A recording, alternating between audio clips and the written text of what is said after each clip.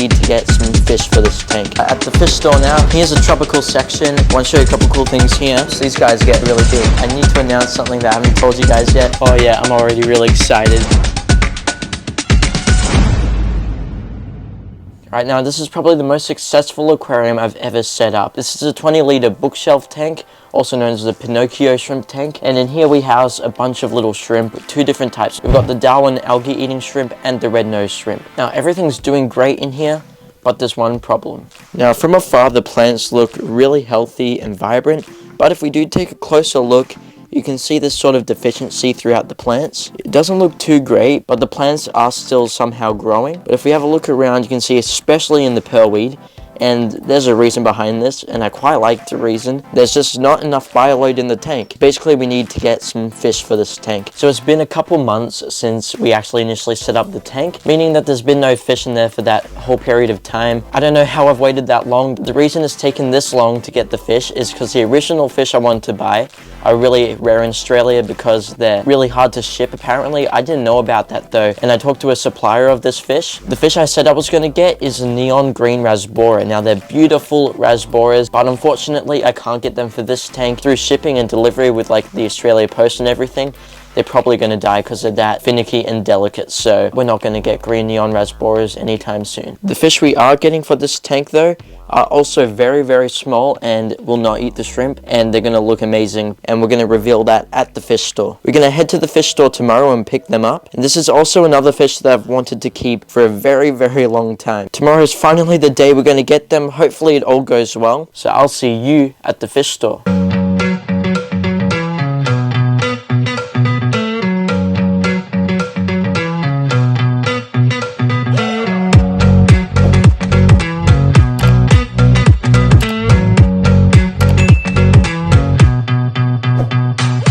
Alright, good day everyone. We are at the fish store now. We're going to get the fish, but firstly I just want to show you a couple little things around that I thought might catch your eye.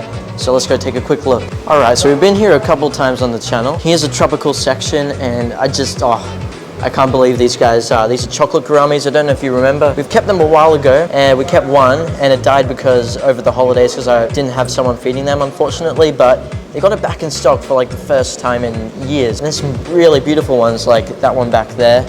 It's clearly a displayable male.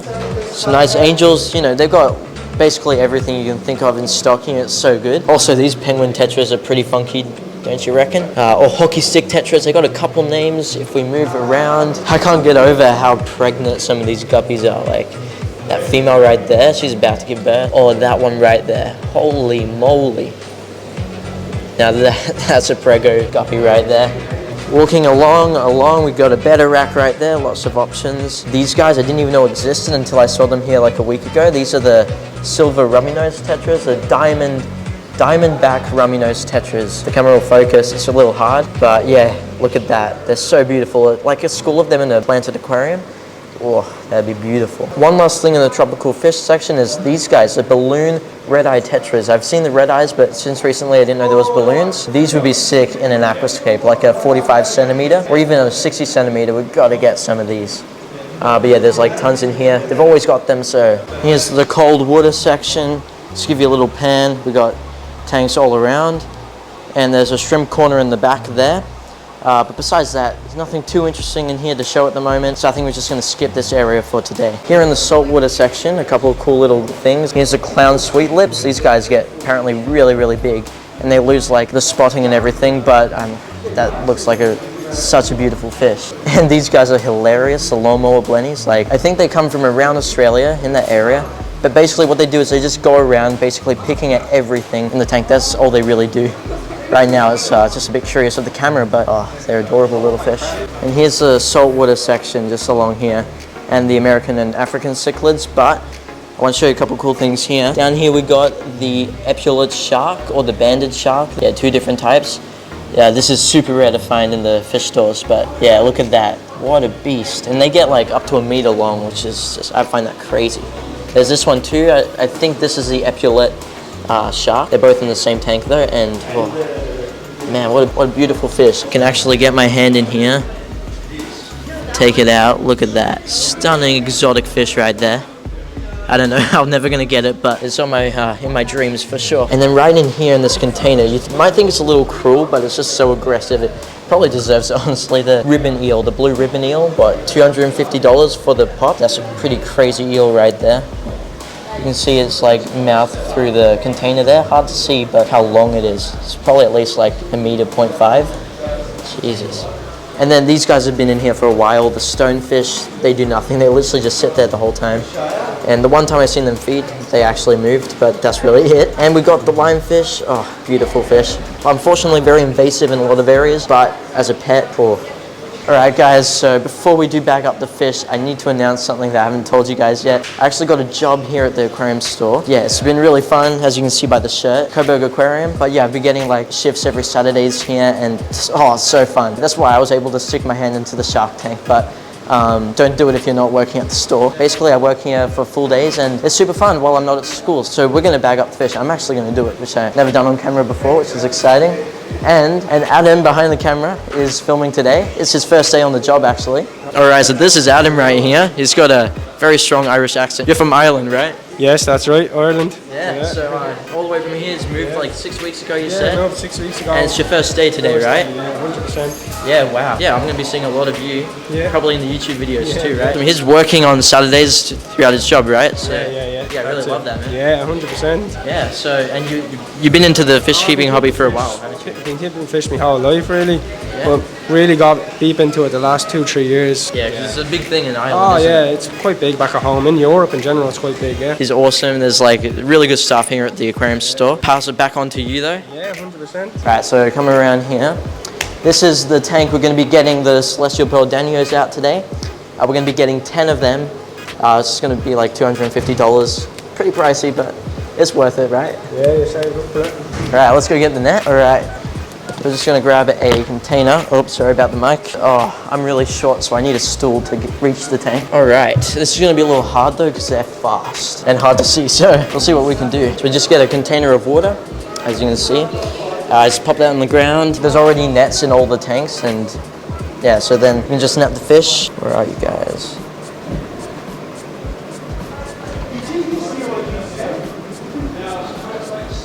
Oh yeah, I've got one. Right in there. Really hard to see. You'll see better in the tank later on. Straight into the water. Sorry, the lighting. The lights are kind of off right now, aren't they? So it's a little hard to see. Oh, they're up in the corner. There's another one.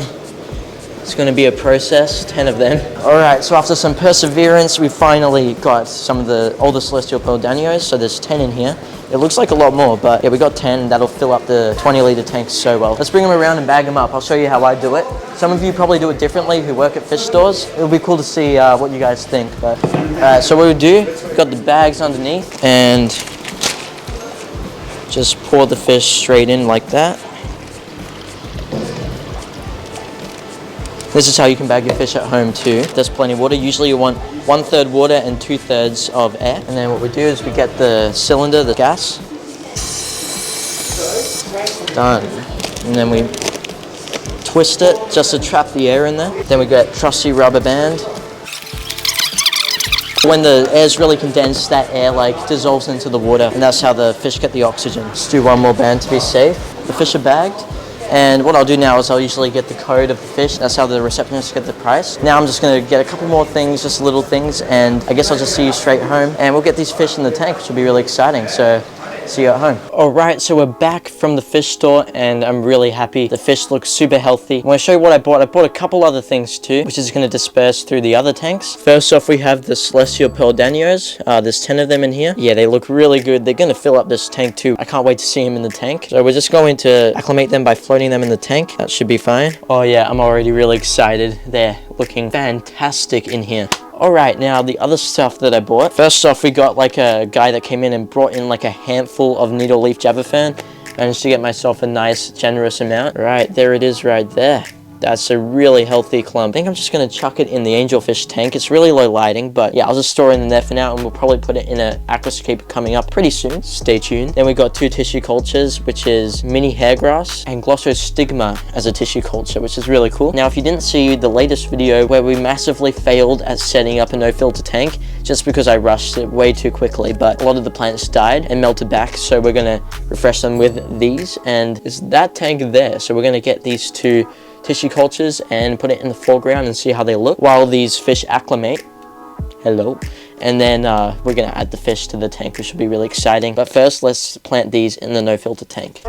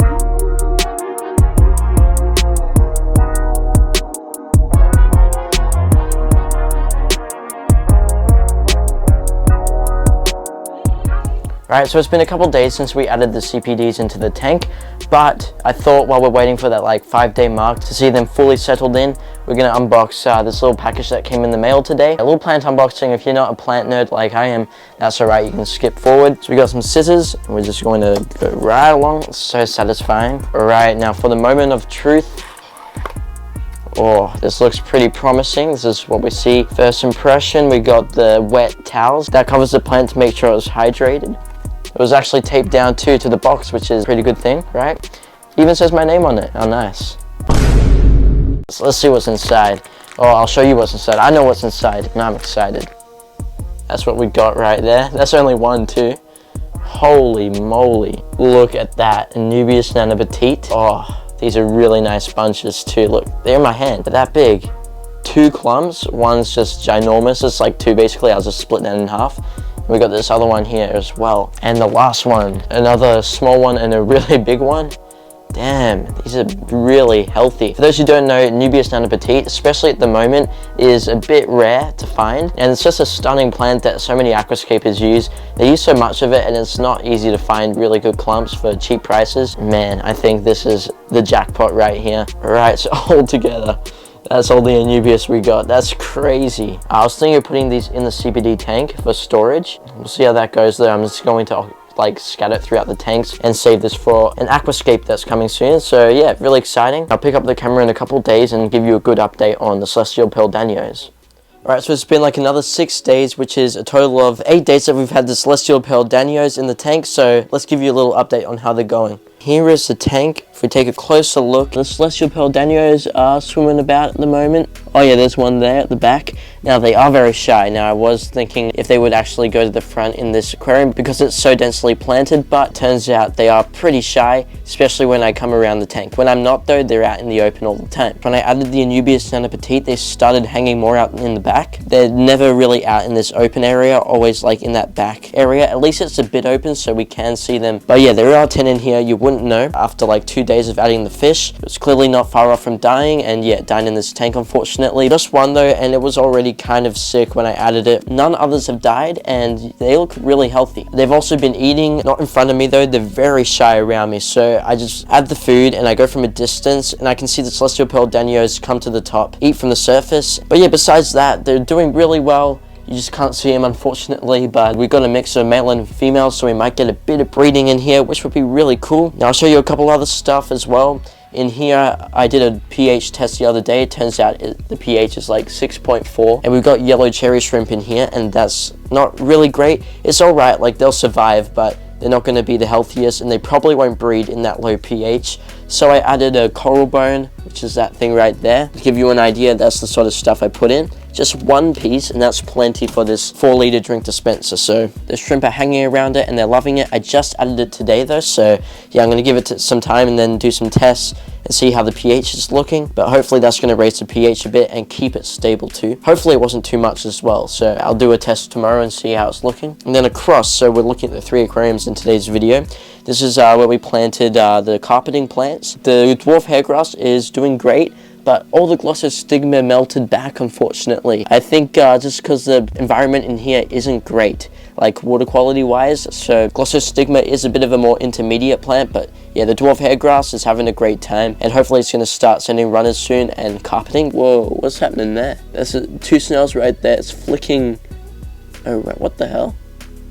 That's weird. Anyway, and yeah, the big thing is we added the filter to this tank. So yeah, here's a Aqua One hang on back. It's like the smallest one you can get. It's actually the same size as the one on this tank. A bit overkill, but I think the tank needs it, and the water quality is just going to be great in here now. So when we do add some fancy shrimp later on, yeah, hopefully this tank will keep it up and running really well and smoothly, and that filter is going to help so much. Alright, now that's probably going to wrap up the video today, guys. Thank you so much for watching. It was actually a pretty cool one. We did get to tour the fish store a little and see some really cool inhabitants across the tanks, and we got to get these new fish, which are absolutely awesome. They're like tiny little trout. It's so cool. Now I've got a lot planned coming up. Now I probably won't upload for like a couple weeks just because I've got this stuff lined up that'll probably last a bit longer, and so I'm not really putting much time into informative videos at the moment. So yeah, give me like a couple weeks to a month and we should be uploading consistently again. Quality over quantity, guys. So other than that, thank you so much for watching. I hope you have an awesome day, and I will see you in the next video.